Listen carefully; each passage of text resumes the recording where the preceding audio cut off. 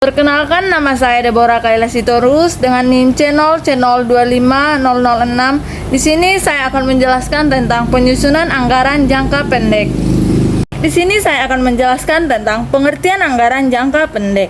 Anggaran jangka pendek adalah anggaran operasional yang disusun untuk satu periode akuntansi, biasanya 1 tahun, meliputi anggaran penjualan, produksi, bahan langsung, pembelian bahan baku, upah, overhead, persediaan, biaya penjualan dan administrasi, harga pokok penjualan, laba rugi proyeksi, kas, piutang, serta neraca proyeksi.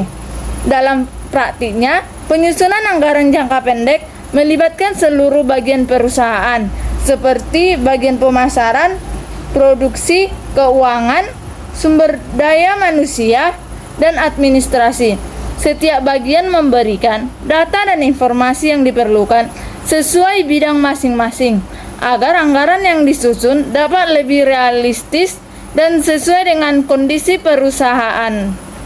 Yang kedua, tujuan anggaran jangka pendek. Adapun tujuan anggaran jangka pendek yaitu yang pertama, membantu perusahaan dalam perencanaan operasional, yang kedua, mengendalikan pengendalian dana, yang ketiga, membantu mencapai target perusahaan, yang keempat, mempermudah pengambilan keputusan, yang kelima, mengurangi risiko kerugian, yang keenam, meningkatkan efisiensi dan efektivitas kerja. Selanjutnya, fungsi anggaran jangka pendek. Adapun fungsi anggaran jangka pendek yaitu yang pertama, perencanaan, yang dimana perencanaan ini merencanakan kegiatan masa depan perusahaan. Yang kedua, pengawasan, membandingkan anggaran versus realisasi. Yang ketiga, koordinasi, kerja sama antara bagian perusahaan. Yang keempat, motivasi, yaitu mendorong pencapaian target perusahaan. Yang kelima, evaluasi, yaitu menilai hasil dan perbaikan kerja. Manfaat anggaran jangka pendek. Adapun manfaat anggaran jangka pendek yaitu yang pertama, membantu perusahaan mengatur penggunaan dana secara lebih efektif. Yang kedua, mengurangi risiko pemborosan dan kerugian perusahaan. Yang ketiga, membantu perusahaan mencapai target yang telah ditetapkan. Yang keempat, mempermudah pengawasan terhadap kegiatan operasional perusahaan. Yang kelima, membantu manajemen mengambil keputusan secara tepat. Yang keenam, menjaga stabilitas kondisi keuangan perusahaan. Adapun karakteristik anggaran jangka pendek yaitu 1. Jangka waktu relatif singkat.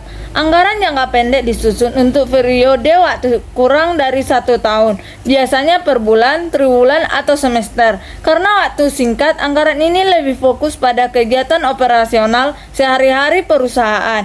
Yang kedua, bersifat operasional.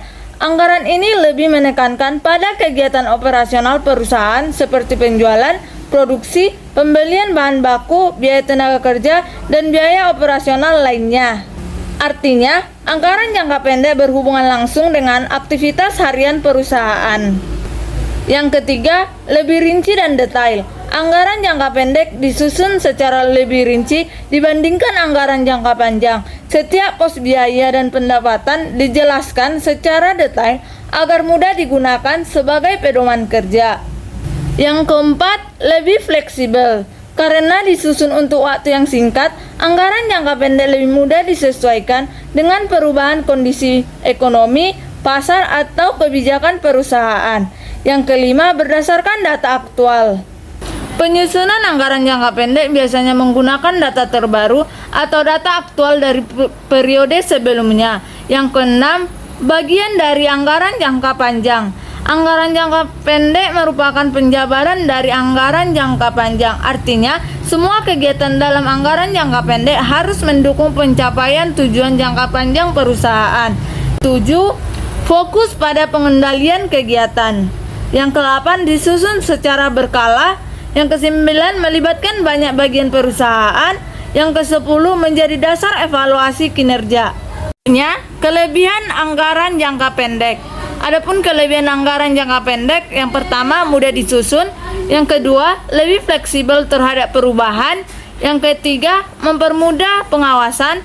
Yang keempat, akurat dalam perkiraan. Yang kelima, keputusan cepat. Yang keenam, mengurangi resiko kesalahan besar.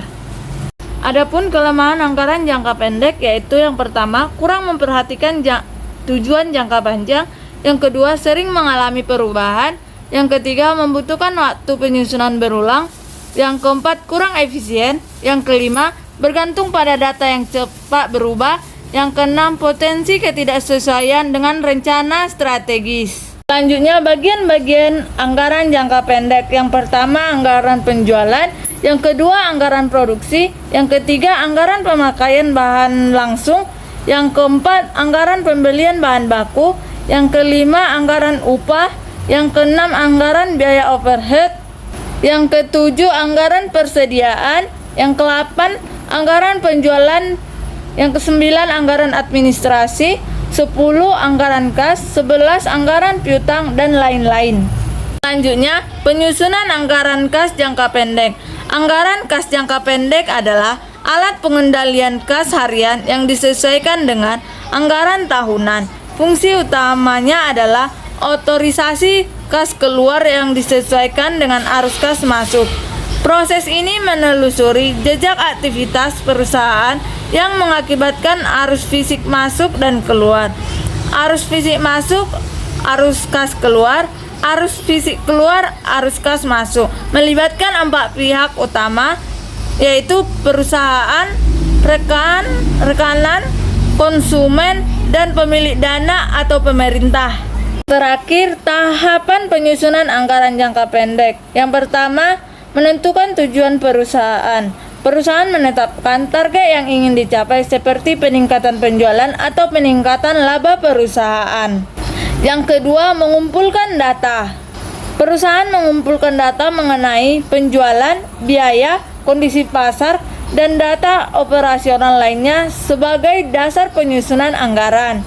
Yang ketiga, menyusun anggaran penjualan. Anggaran penjualan disusun terlebih dahulu karena menjadi dasar bagi penyusunan anggaran lainnya.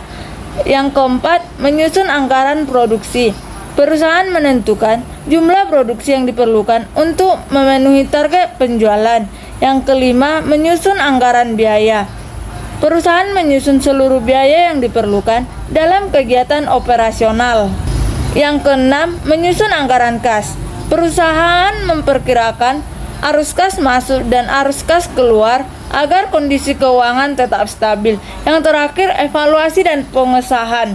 Anggaran yang telah disusun diperiksa kembali dan disahkan oleh manajemen perusahaan sebelum digunakan. Sekian dari penjelasan saya tentang penyusunan anggaran jangka pendek. Terima kasih.